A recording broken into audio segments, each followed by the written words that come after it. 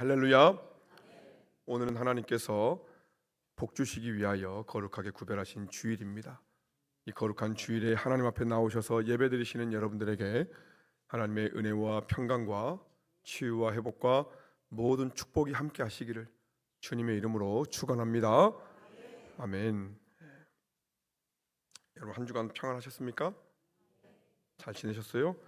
날씨가 요새 많이 추운데 어제도 엄청 추웠어요. 그쵸? 근데 어제 우리 중고등부 아이들과 초등부 아이들이 겨울 성경학교로 눈썰 매장에 다녀왔어요.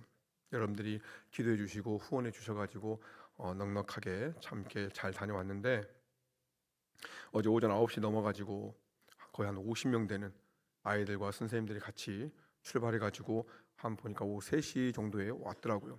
이제 3시에 와가지고 이제 제가 내려가 봤더니 얼굴이 딱 두 종류로 나뉘어요. 너무 신나가지고 즐거워하는 아이들과 다크서클이 눈 밑에까지 쭉 내려와가지고 지쳐버린 선생님들의 얼굴로 나뉘더라고요. 근데 얼굴은 다른데 공통점이 뭐냐? 다 행복해하는 거예요, 진짜. 아이들은 신나서 행복하고 선생님들은 육신은 지쳤지만 뭔가 하나님의 그 사명을 잘 감당하는, 정말 아이를 사랑하는 마음으로 또 이렇게 감당했다라는 그런 보람된 그런 마음과 또 주님이 주시는 은혜가 있어서 참 행복해 보이더라고요.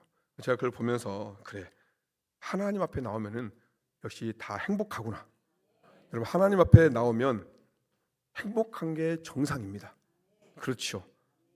아무리 세상에서 이런 일 저런 일 있다 할지라도 주의 전에 나오면은 아버지 앞에 나온 거니까, 내 모든 형편을 아시는 아버지 앞에 나온 거니까 하나님 여러분 행복해야 될 줄 믿습니다. 행복하지 않다면 믿음을 점검해야 돼요. 행복해하는 우리를 보면서 우리 하나님이 어떻게 하실까요? 우리 하나님도 행복해 하세요. 행복해하는 여러분들 보면서 우리 하나님도 행복해 하십니다. 우리 이렇게 인사합시다. 하나님이 성도님 때문에 너무 행복하시답니다. 시작. 성도님 때문에 너무 행복하시답니다. 아멘. 네. 여러분 하나님이 우리가 뭐라고 우리 때문에 행복하시다는데 별로 기쁨이 없습니까? 하나님이 여러분들 때문에 너무너무 행복하시대요. 여러분이 이전에 와가지고 좀 천국에서는 잔치가 열렸어요 지금. 여러분 그 믿음으로 날마다 예배의 자리를 사모하시고 나올 수 있기를 축복합니다. 아멘. 2월달 말씀 여러분 준비되셨습니까? 1부 예배 때도 갑자기 이 얘기하니까 침묵을 하고 고개를 땅에 박으시던데, 여러분 제가 마음이 약해서 둘째 주까지만 보고 하도록, 다음 주부터는 정말로 안 보고 할 겁니다. 시작. 내가 내게 명령한 것이 아니냐? 강하고 담대하라. 두려워하지 말며 놀라지 말라. 내가 어디 가든지 내가 너와 함이라 하시니라. 아멘. 분명히 저도 외워서 오는데 꼭 여러분들 보면은, 여러분들 얼굴을 보면 저도 자꾸 까먹어요. 여러분들 얼굴을 안 보고 해야 되는데 꼭 여러분들 얼굴 보다가 누가 하냐 안 하냐 보다가 저도 꼭 까먹습니다. 하나님을 바라보면서 말씀을 외워야 되는데, 여러분 여호수아 1장 9절 말씀 여러분 다음 주부터는 안 보고 합니다. 아시겠죠? 늘 말씀 암송하는 게 우리의 능력이고 우리의 힘이 됩니다. 여러분 깨닫는 은혜가 있기를 바랍니다. 지난주 말씀 잠깐 복습할게요. 여러분 가데스 바네아 사건, 이 가데스 바네아 사건은 이스라엘 백성들의 운명을 결정짓는 분수령이 되었습니다. 사실 정탐꾼을 보내는 것은 하나님의 뜻이 아니었지요. 백성들의 요구였어요. 사실 정탐꾼은 필요한 게 아니고요, 하나님을 향한 신뢰가 필요했습니다. 하나님이, 좋으신 하나님이 주셨으니 그냥 믿음으로 가서 취하면 됐어요. 근데 내 눈으로 먼저 봐야겠다라는 이 불신이 결국 비극을 가지고 왔습니다. 이런 모세는 정탐꾼들에게 3가지를 부탁하지요. 그 땅을 탐지해라, 그리고 담대하라, 그 땅에 있는 과일을 가져와라. 근데 10명의 정탐꾼은 2가지 명령에는 순종하는데 담대하라는 명령에는 불순종합니다. 오직 여호수아와 갈렙은 담대하는 마음에 순종하지요. 온전히 마음을 지키는 자가 2명 있었고 마음을 지키지 못한 자가 10명 있었어요. 이들이 마음을 지키지 못하고 또 마음을 지키니까 같은 것을 보는데 달라요. 보는 관점이 다르고 하는 말이 다르고 하는 생각이 달라집니다. 우리의 마음을 지키지 못하니까. 결국 이 가데스 바네아에서 이들의 운명이 갈려요. 12명의 정탐꾼들의 운명도 갈라지죠. 12명이 원래는 다 무명의 사람들이었습니다. 그런데 우리가 그 12명 중에서 기억하는 두 사람이 누굽니까? 여호수아와 갈렙. 사명을 감당한 자 두 사람만 유명한 자 돼요. 여러분, 사명 감당이 중요합니다. 하나님 나에게 복 주시면 이거 할게요. 하나님 나에게 로또 당첨되게 하시면 내가 교회 건축할게요. 이게 아니라 하나님 먼저 사명 감당하면, 주님 내가 사명 감당할 형편이 안 되지만 내가 감당합니다. 그러면 하나님이 그 모습을 보시고 그 믿음을 보시고 우리에게 복을 주실 줄 믿습니다. 여러분, 사명 감당하는 우리가 되기를 축복합니다. 이제 오늘 본문 내용을 보면은 이 가데스 바네아 사건 이후에 이제 일어난 일들인데요. 하나님이 주시기로 약속한 이 땅을 정탐꾼들이 악평했지요. 정탐꾼들이 악평하니까 우리 그 땅 가면 다 죽는다. 거의 거인들한테 다 죽는다. 그랬더니 이스라엘 백성들이 그 소리를 듣고 밤새 불평하고 원망해요. 여러분, 잠깐 불평할 수는 있어요. 우리가 감정이 있으니까 잠깐 불평할 수는 있지요. 근데 밤새 불평하지 마시기 바랍니다. 여러분, 잠깐 성질 날 수 있다고요. 잠깐 성질 날 수 있잖아요. 근데 밤새 성질 내면 안 돼요. 자꾸 묵상하고 또 성질내고 또 성질내고 빨리 풀어야 될 줄 믿습니다. 여러분, 밤새 원망하는 모습에 하나님이 폭발하세요. 민수기 14장 11절에 보면은 여호와께서 모세에게 이르시되 이 백성이 어느 때까지 나를 멸시하겠느냐, 또 어느 때까지 나를 믿지 않겠느냐. 27절에 또 말씀해요. 나를 원망하는 이 악한 회중에게 내가 어느 때까지 참으랴. 지금 이 민수기 14장에만 하나님이 내가 어느 때까지, 이 분노의 표현을 3번이나 하면서 이렇게 표출을 하세요. 어느 때까지 나를 멸시하겠느냐, 어느 때까지 나를 믿지 않겠느냐, 어느 때까지 내가 참아야 되겠느냐. 여러분, 우리는 하나님께 기도하면서 이러지 않습니까? 하나님, 내가 어느 때까지 기다려야 됩니까? 하나님 언제 내 기도 응답해 주실 겁니까? 하나님 어느 때까지? 하나님 어느 때까지? 우리가 하나님께 불만을 품고 우리가 도대체 어느 때까지 하나님 이렇게 따지는데요. 오늘 보니까 우리 하나님도 우리한테 어느 때까지라고 말씀하고 있어요. 야, 내가 어느 때까지? 여러분, 우리 하나님은 노하기를 더디하시는 분이십니다. 우리 하나님은요, 오래 참으시는 분이세요. 근데 노하기를 더디하신다고 했지 노하지 않으시는 분은 아니에요. 언제까지 무조건 참기만 하시는 분은 아닙니다. 그런 하나님이 만약에 분노하셨다면, 그런 하나님이 심판하신다면, 야, 하나님 너무하시네, 이게 아니라 오죽하면 하나님이 그러셨을까, 오죽하면 이 하나님이 이렇게까지 하셨을까, 이렇게 생각하는 게 여러분 맞는 것이겠죠. 여러분, 정말로 이스라엘 백성들의 모습을 보세요. 너무하지 않습니까? 그렇게 수많은 기적 속에 정말로 은혜 가운데 여기까지 왔는데 조금만 마음에 안 들면, 조금만 내 뜻대로 안 되면은 불평하고 원망하고 밤새 원망해요. 찬양과 감사는 해도 잠깐 합니다. 근데 원망은 밤새 해요. 우리의 모습과 너무 다르죠. 여러분, 이들의 모습이 너무합니다. 여러분, 오늘 말씀을 우리가 함께 나누면서 하나님 앞에 내 모습이 어떠한가 살펴보시고 하나님께 너무하는 이 이스라엘 백성들의 모습을 담지 않는 은혜가 있기를 주님의 이름으로 축복합니다. 첫 번째 우리가 기억해야 될 것은, 여러분, 끝없는 불평은 결국 죽음의 땅을 만든다는 겁니다. 읽어볼게요. 시작. 아멘. 여러분, 이스라엘 백성들의 모습이 너무해요. 근데 우리는 그러면 어떻습니까? 우리는 너무 안 합니까? 너무 하지는 않아요? 우리 하나님이 내 모습을 보시면서 뭐라고 하실까? 주일에 교회는 나와서 예배는 드리는데, 하나님의 은혜도 내가 경험했는데, 근데 여전히 세상 사람과 내가 별반 다를 바가 없고 늘 내가 불평과 원망과 반복되는 죄 가운데 그냥 내가 또 살아가고 있다면 하나님이 뭐라고 하실까? 어느 때까지 나를 멸시하겠느냐? 어느 때까지 나를 믿지 않겠느냐? 혹시 하나님이 이렇게 말씀하지 않으실까? 여러분, 혹시 내 입에 불평과 원망이 습관처럼 늘 붙어 있다면 여러분, 억지로라도 이걸 의식해서 하지 않으려고 애를 써야 돼요. 습관처럼 하시는 분들이 있거든요. 나는 몰라. 자기는 잘 몰라요. 여러분, 생각보다 사람이 자기의 모습을 잘 모릅니다. 그 오은영 씨 나오는 금쪽이 프로그램 여러분 아시죠? 좀 이렇게 문제 있는 아이들 금쪽이라 해가지고 그 금쪽이 부모님들이 신청해가지고 그 오은영 씨 전문가한테 도대체 우리 아이들의 문제가 뭔가 이렇게 막 듣는 그런 프로잖아요. 그러면서 금쪽이의 문제가 뭘까 하면서 그 영상을 딱 보면은 대부분 영상 보면은 금쪽이가 문제가 아니고요. 금쪽이 부모가 문제인 경우가 허다합니다. 얘가 왜 이러나 봤더니 부모가 그렇게 하고 있는 거예요. 근데 부모는 그걸 몰라. 언제 깨닫습니까? 그 영상을 보면서 자기 모습을 보면서 아 내가 저랬나 그래요.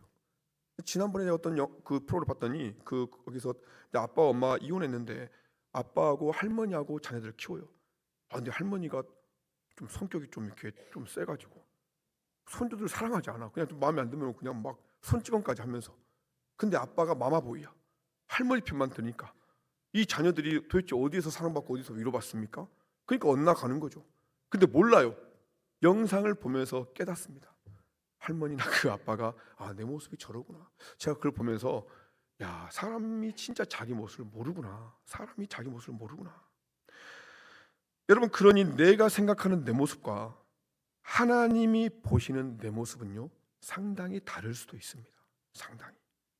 그러니 우리가 의식하면서 내가 불평과 원망을 멀리해야 돼요. 내가 의식해야 됩니다. 보세요. 이스라엘 백성들이 밤새 원망했습니다. 아마 이들은 모르고 그냥 했을 수도 있어요. 그냥 속상하니까.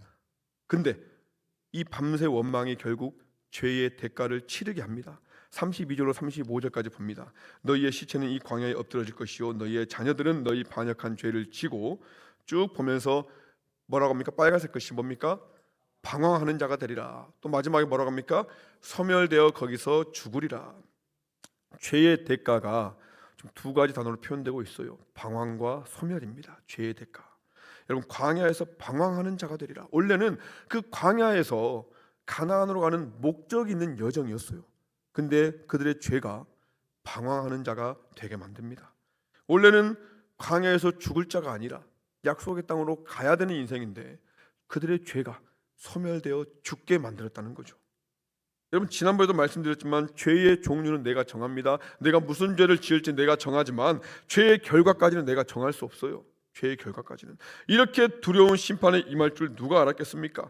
여러분 가데스 바네아에서 밤새 이들이 원망하니까 정탐한 그 40일을 기준으로 하루를 1년으로 삼아가지고 40년을 방황하게 만들어요. 누가 이렇게 할 줄 알았겠어요? 이거 알았으면 누가 원망했겠습니까? 안 했겠지요. 결국 이스라엘 백성들이 하나님의 심판을 듣고는 너무너무 당황해요. 그리고 자신의 잘못을 뒤늦게 깨닫습니다. 39절로 40절의 말씀이에요. 모세가 이 말로 이스라엘 모든 자손에게 알림해 백성이 크게 슬퍼하여 아침에 일찍이 일어나 산 꼭대기로 올라가며 이르되 보소서 우리가 여기 있나이다. 우리가 여호와께서 허락하신 곳으로 올라가리니 우리가 범죄하였음이니이다. 우리가 범죄했습니다. 죄를 고백해요. 분명히 슬퍼하고 죄를 뉘우치는데 여러분 질문, 그러면 이들이 여기서 한 게 회개일까요? 회개라고 생각됩니까? 회개가 아니라 이들은 회만 했습니다. 회. 제가 지난번에 몇 번 말씀드렸는데 여러분 이 회개라는 글자를 한자로 보면 뉘우칠 회와 고칠 개로 이루어져 있어요. 회개는 죄를 뉘우치고 깨달았으면 그 다음에 어떻게 해야 됩니까? 고치는 데까지 가는 게 회개입니다. 방향을 다시 주님께로 트는 게 회개죠. 근데 이들이 분명히 자신의 죄를 깨달았어요. 아, 내가 잘못했구나. 근데 뉘우쳤는데 행동이 바뀌질 않습니다. 볼게요. 41절로 44절까지 보면은 모세가 이르되 너희가 어찌하여 이제 여호와의 명령을 범하느냐? 이 일이 형통하지 못하리라. 여호와께서 너희 중에 계시지 아니하니 올라가지 말라. 읽어봅시다. 시작. 너희가 여호와를 배반하였으니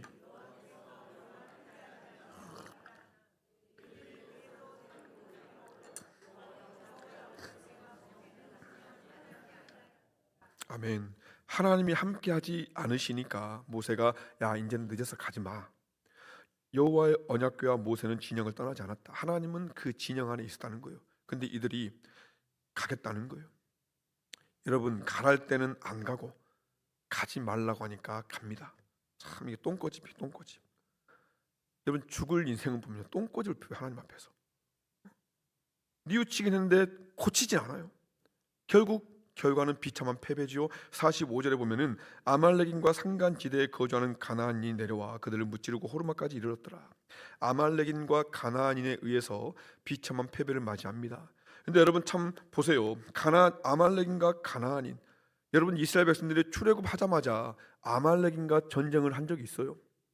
그때는 모세가 손을 들고 아론과 홀이 받쳐주고 여호수아와 백성들이 싸우니까요, 그들이 전쟁을 배우지도 않았음에도 불구하고 아말렉인과 싸워서 이겼습니다. 근데 지금은 아말렉인에게 져요. 여러분 이제 40년 뒤에 요단강 건너 가나안 땅에 들어가서 가나안 칠족속과 싸워서 다 이기죠. 근데 지금은 이 가나안인에게 싸워서 집니다. 왜? 하나님이 지금은 함께하지 않으시기 때문이죠. 여러분 우리가 무엇을 깨닫습니까? 하나님이 없으면 여러분 이스라엘 백성은 아무것도 아니라는 거예요. 하나님이 함께하지 않으면 이스라엘 백성은 아무것도 아니에요. 여러분 이들만 그렇습니까? 우리가 다 그런 존재입니다. 하나님이 함께하지 않으면 우리는 아무것도 아닙니다. 지난번에 알려드린 성경 공식이 있어요. 여러분 기억하실지 모르겠습니다. 제로였던 인생이, 아무것도 아닌 인생이 하나님이 함께하시면 어떻게 됩니까? 좋은 인생이 돼요. 근데 좋은 인생이 누가 빠지면? 하나님이 빠지면 아무것도 아닌 빵인 인생이, 제로인 인생이 되는 거예요. 아무것도 아닌 인생이 되는 겁니다. 여러분 기억할 수 있기를 축복합니다. 결국 40년간 광야에서 수많은 이들이 다 죽지요. 죽는 속도는 다 달랐어요. 이 10명의 정탐꾼들은요 그 자리에서 즉사했어요. 36절 37절 보면은 모세의 보냄을 받고 땅을 정탐하고 돌아와서 그 땅을 악평하여 온 회중이 모세를 원망하게 한 사람 곧 그 땅에 대하여 악평한 자들은 여호와 앞에서 재앙으로 죽습니다. 근데 누구는 천천히 죽습니다. 33절에 보면요 너희의 시체가 광야에서 소멸되기까지 40년을 광야에서 방황하는 자가 되리라. 40년간 시체가 광야에서 소멸되기까지 40년간 광야에서 방황하다 죽는 인생도 있어요. 여러분 누구는 빨리 죽었고 누구는 천천히 죽었다는 거죠. 공통점이 뭡니까? 다 죽었다는 거예요. 죽는 모양도 다 제각각입니다. 이제 앞으로 광야에서 보면은 여러 사건들이 있는데 땅이 입을 열어가지고 지진이 나서 삼켜서 그렇게 죽는 인생도 있고 연병에 의해서 죽기도 하고 불평하다 불뱀에 물려서 죽기도 합니다. 근데 또 누군가는 40년간 방황하다가 그냥 자연사한 사람도 있어요. 중요한 것은 하나죠. 땅이 갈라져서 죽었든 전염병에 죽었든 뱀에 물려 죽었든 자연사했든 공통점은 다 죽었다는 거예요. 다 죽었어요. 죽는 속도도 다르고 죽는 모양도 다르지만 결국 다 죽었습니다. 수백만, 200만의 그 사람들이 그 광야에서 다 죽었어요. 결국 광야는 죽음의 땅이 된 것입니다. 하나님이 광야를 주신 것은 거기서 죽으라고 주신 게 아니거든요. 죽음의 땅이 아니거든요. 근데 그들의 불평과 원망이 그들이 머물고 있는 그 땅을 죽음의 땅으로 만들었다는 거예요. 여러분 내가 있는 자리가, 내가 있는 가정이 죽음의 땅이 될 수가 있고요, 생명의 땅이 될 수도 있어요. 여러분으로 인해서 여러분이 머무시는 그 자리가 생명의 땅 되시기를 축복합니다. 아멘. 두 번째 기억해야 될 것은 이런 죽음의 땅에서도 살아남는 자가 있었다라는 거죠. 읽어볼까요? 시작. 여러분 광야가 죽음의 땅이 되었습니다. 근데 그 땅에서 다 죽은 건 아니에요. 살아남은 자가 있었습니다. 38절 읽어볼게요. 38절 시작. 그 땅을 정탐하러 갔던 사람들 중에서 오직 눈의 아들 여호수아와 여분네 아들 갈렙은 생존하니라. 생존하니라, 살아남았다는 거죠. 여러분 강한 자가 살아남는 게 아니라 살아남은 자가 강하다, 이런 말이 있죠. 여러분 살아남는 것 중요합니다. 이 중에 사업하시는 분들 계실 거예요. 여러분 경기가 어려워서 다 문 닫는데 내 가게만 살아남는다면 그 얼마나 중요합니까? 도대체 왜 저기는 살아남았을까? 그 비결이 있지 않겠어요? 여러분 교회도 마찬가지예요. 여러분 한국 교회가 얼마나 어렵습니까? 근데 부흥하고 살아남고 세워져 가는 교회가 있다면 얼마나 그 교회가 귀합니까? 분명히 비결이 있다는 거죠. 그러면 어떤 자가 살아남았을까? 우리가 세 종류로 알아볼 수 있는데 첫 번째 2-1번 스피릿이 다른 자가 살아남습니다. 읽어볼게요. 시작. 스피릿. 여러분 24절입니다. 24절 시작. 그러나 내 종 갈렙은 그 마음이 그들과 달라서 나를 온전히 따랐은즉 그가 갔던 땅으로 내가 그를 인도하여 드리리니 그의 자손이 그 땅을 차지하리라. 아멘. 내 종 갈렙은 그 마음이 그들과 달랐다. 성경 말씀합니다. 한글 성경은 마음이 달랐다고 번역을 하는데 우리가 생각하는 이 마음이 아니에요.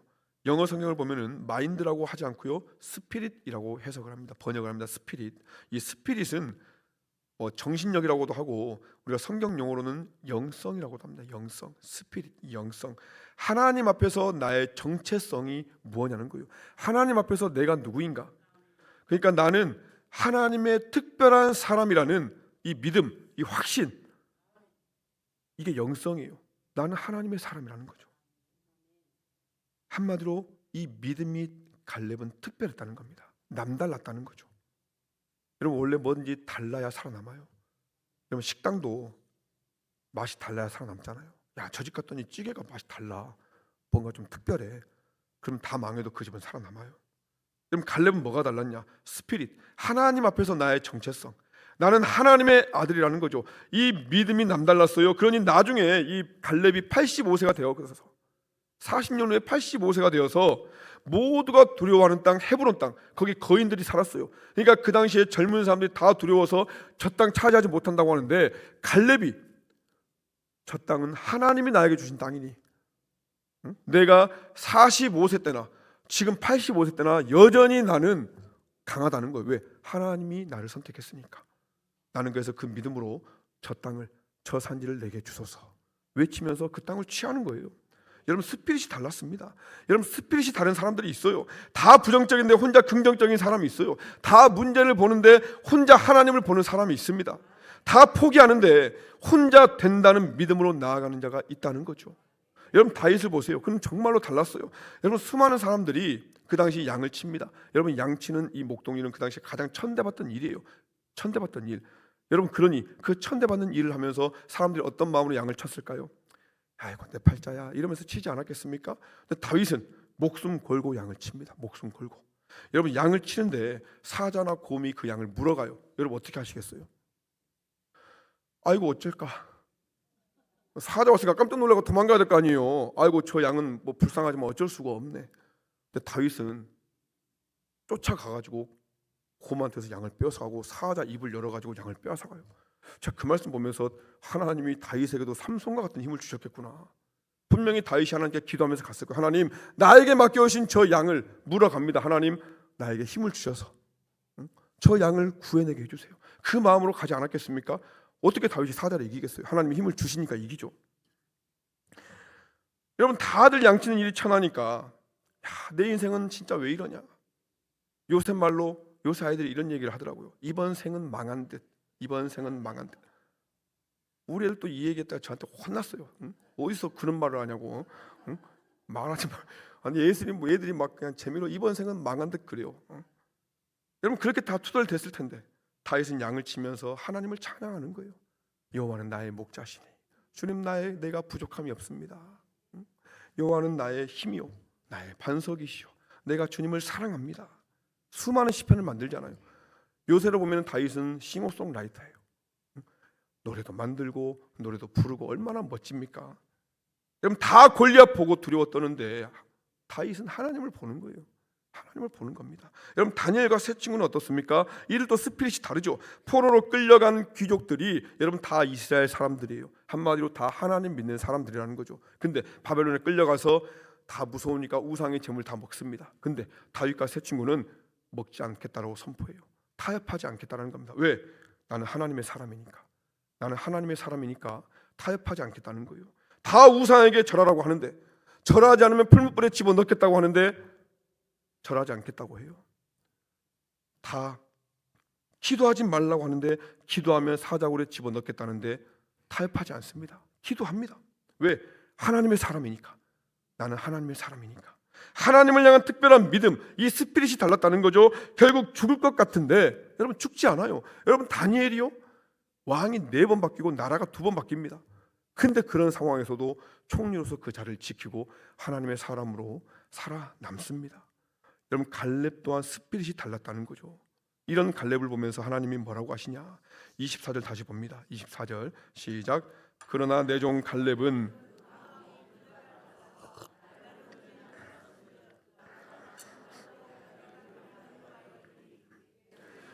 그 땅을 차지하리라. 아멘.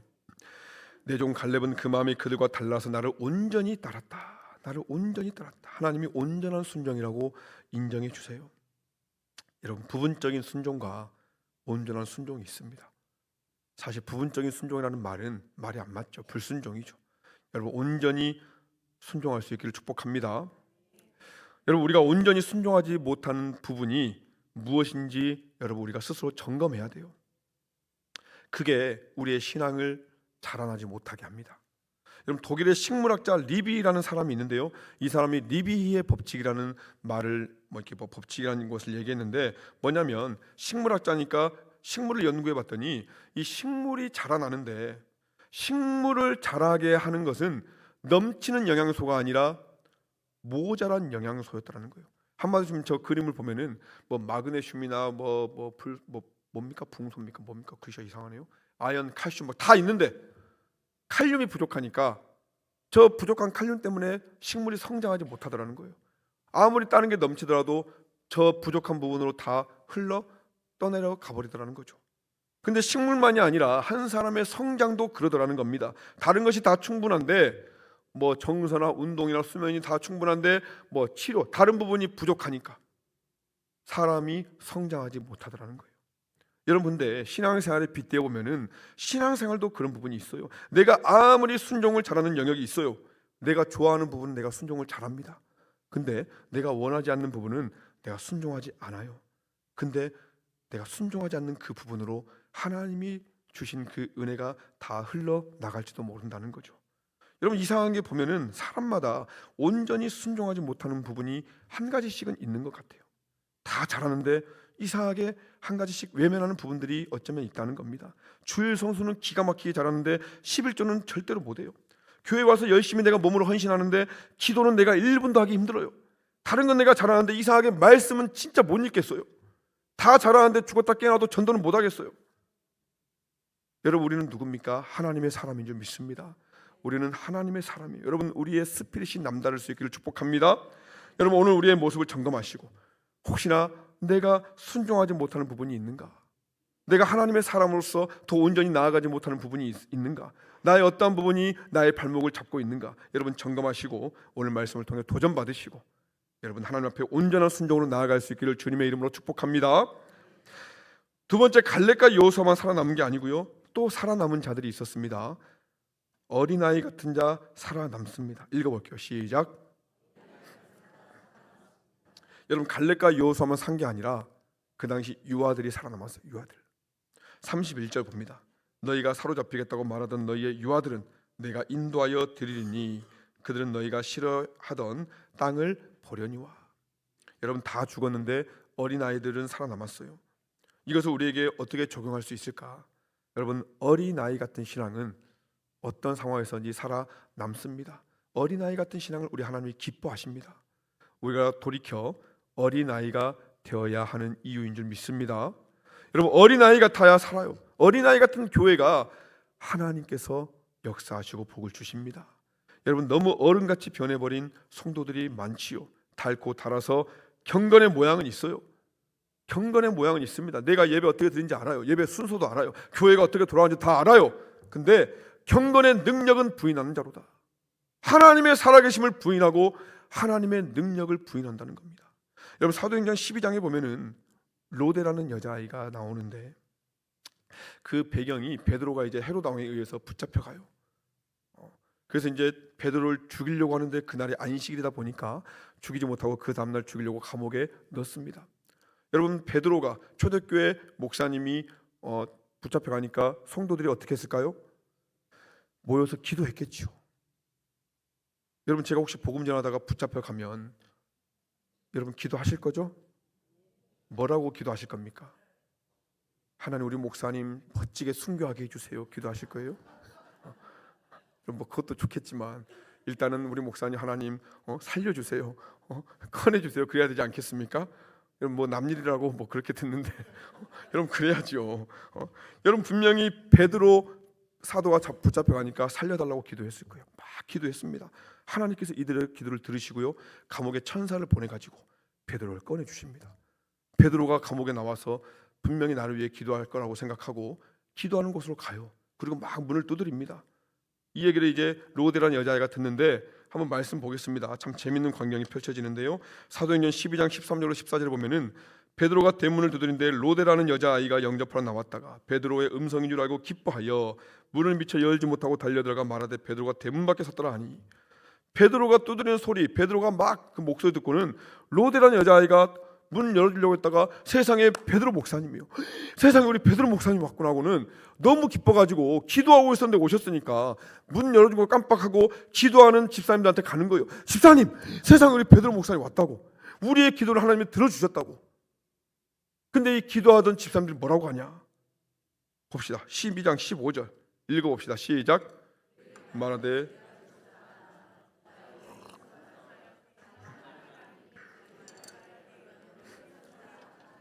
그 아이한테 뭐라고 합니까? 야, 미쳤어?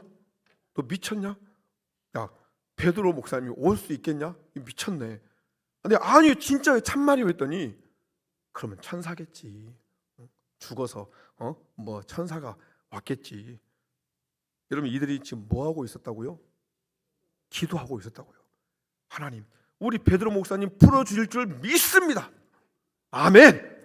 주여. 분명히 이렇게 기도했을 거예요. 철야 기도했을 겁니다. 아마 밤새 기도했을 거예요. 근데 그 기도가 응답될 거라고는 믿지 않았다는 거예요. 그 하나님을 기대하지는 않았다는 거죠. 여러분, 이게 죄송합니다, 어른의 기도입니다. 왜? 내가 신앙생활 해보니까 이거 안 돼, 저거 안 돼. 우리 안에 안 되는 게 너무 많아요. 여러분, 그렇다면 그날 누구의 기도가 응답된 겁니까? 어린아이 로데의 기도가 응답된 거예요. 믿고 기도한 사람은 로데밖에 없었다는 겁니다. 여러분, 우리에게도 이렇게 순수하게 믿고 기도하던 시절이 다 있었잖아요.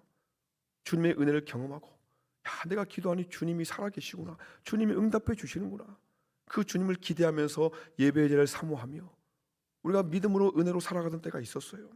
근데 너무 어른이 되어버린 건 아닌가?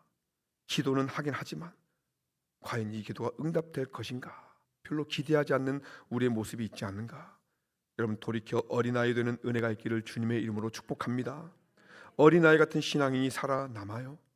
어린아이 같은 교회가 살아남습니다. 저 역시 어린아이같이 순수하게 믿는 목사 되기를 원합니다. 자, 변질되면 말씀하세요. 정신 차리고 다시 돌아가겠습니다. 여러분, 어린아이 같은 우리가 될 수 있기를 주님의 이름으로 축복합니다. 세 번째, 어떤 자가 살아남느냐? 하나님께 구별된 자 살아남습니다. 읽어볼게요. 시작. 여러분, 살아남은 자가 또 있었는데 여호수아와 갈렙 외에, 그리고 또 유아들, 어린아이들 외에 누가 또 살아남았냐? 하나님의 심판의 내용을 잠깐 봅니다. 29절로 30절 내용을 보면은, 너희 시체가 이 광야에 엎드러질 것이라. 너희 중에서 뭐라고 합니까? 20세 이상으로서 계수된 자, 20세 이상으로서 계수된 자, 그리고 여호수아와 갈렙에는 다 죽었어요. 20세 이상 계수된 자가 몇 명이었냐면은 민수기 1장에 인구조사하거든요. 45절로 46절에 보면은 이스라엘 자손이 그 조상의 가문을 따라 20세 이상으로 싸움에 나갈 만한 이스라엘 자손이 다 계수되었으니 몇 명입니까? 60만 3,550명. 남자 장정들만 60만, 여자들과 아이들까지 하면 한 200만. 이 중에서 여호수아와 갈렙 빼고 다 죽었어요. 근데 중요한 건 이렇게 계수했는데 계수되지 않은 지파가 하나 있었습니다. 누굴까요? 민수기 1장 47절로 49절에 봅니다. 시작. 그러나 레위인은 그들의 조상의 지파대로 그 계수에 들지 아니하였으니 이는 여호와께서 모세에게 말씀하여 이르시되 너는 레위 지파만은 계수하지 말며 그들을 이스라엘 자손 계수 중에 넣지 말고. 애초에 계수되지 않은 지파가 있었어요. 바로 레위 지파입니다. 레위 지파는 하나님이 따로 구별해서 성전을 섬기게 합니다. 가데스 바네아에서 12명의 정탐꾼 보낼 때 12지파에서 대표 한 명씩 뽑아가지고 보냈잖아요. 이때도 보면은 그 레위 지파는 해당되지 않아요. 잠깐 볼게요. 그 대표들 보면은 다 지파들이 있거든요. 르우벤 지파, 시므온 지파, 원래 셋째가 레위잖아요. 근데 레위가 빠지고 넷째 유다 지파로 들어갑니다. 쭉 가고 그다음에 이제 요셉의 그 두 아들 에브라임, 므낫세가 들어가서 12지파가 되지요. 이렇게 한마디로 레위 지파는 정탐꾼 중에서도 없었어요. 여러분, 애초에 레위는 계수된 적도 없고 한마디로 정탐꾼을 보낸 적도 없는 심판의 대상이 아니었다는 거죠. 그러면 이들이 정말로 여기서 죽지 않고 가나안 땅까지 살아남았는가 보겠습니다. 여러분, 성경을 보면 레위인의 대표가 아론입니다. 아론. 이 아론의 자식들이 아들 4명 있었는데 나답과 아비후, 엘르아살, 이다말, 이 4명이에요. 근데 민수기 3장 4절에 보면은 나답과 아비후, 이 첫째와 둘째는 여호와 하나님께 다른 불을 들이다가 죽어요. 그러면 이제 누구 남았어요? 엘르아살과 이다말, 셋째, 넷째 남았죠. 과연 이들이 가데스 반에서 안 죽고 광야에서 안 죽고 가나안 땅까지 갔는가? 여호수아 보겠습니다. 여호수아 19장 51절에 보면은 제사장 엘르아살과 눈의 아들 여호수아와 이스라엘 자손의 지파의 족장들이 실로에 있는 회막문 여호와 앞에서 제비 뽑아 나눈 기업이 이러하니라. 여호수아와 함께 이 엘르아살은 대제사장이 돼가지고 가나안 땅 분배할 때 같이 분배하는 역할을 담당합니다. 동생 이다말도 같이 도와서 해요. 한마디로 살아남았다라는 거죠.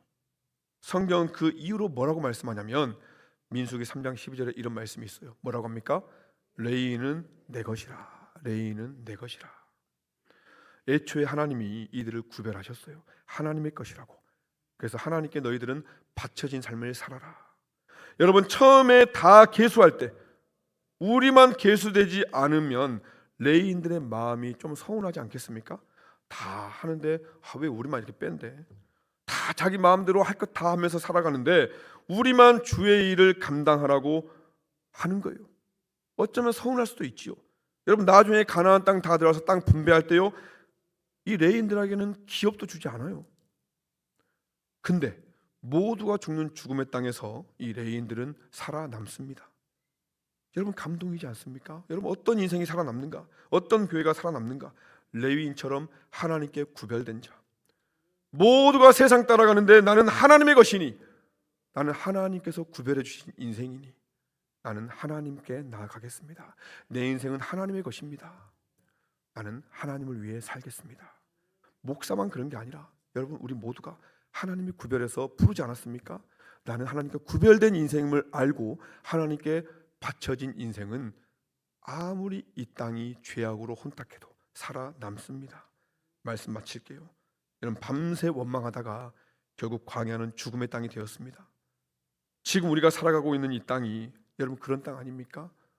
서로가 서로를 죽이고 내가 스스로 죽음의 땅을 만들고 아무런 소망 없이 다 영적으로 다 죽어가고 그런 땅이에요. 근데 그 가운데 죽지 않고 생존하는 인생이 있었습니다. 스피릿이 다른 사람, 영성이 다른 사람, 나는 하나님 앞에 어떤 존재인가?